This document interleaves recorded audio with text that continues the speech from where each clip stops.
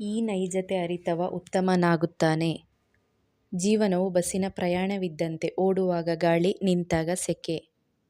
ವಾರದಲ್ಲಿ 3 ದಿನವಾದರೂ ನಗುತ್ತಾ ಇರಬೇಕು.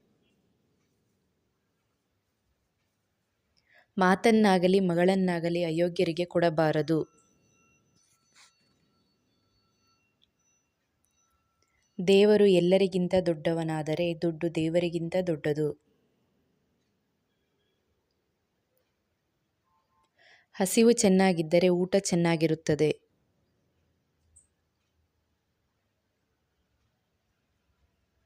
ಗೆಳೆಯನನ್ನು ಉಪ್ಪಿನಂತೆ ಬಳಸಬೇಕು, ಸಕ್ಕರೆಯಂತೆ ಬಳಸಬಾರದು. ಈ ಮಾಹಿತಿ ಇಷ್ಟ ಆದರೆ ಲೈಕ್ ಮಾಡಿ, ಶೇರ್ ಮಾಡಿ, ಸಬ್ಸ್ಕ್ರೈಬ್ ಮಾಡಿ. ಹೆಚ್ಚಿನ ಮಾಹಿತಿಯೊಂದಿಗೆ ಸಿಗೋಣ. Thank you friends.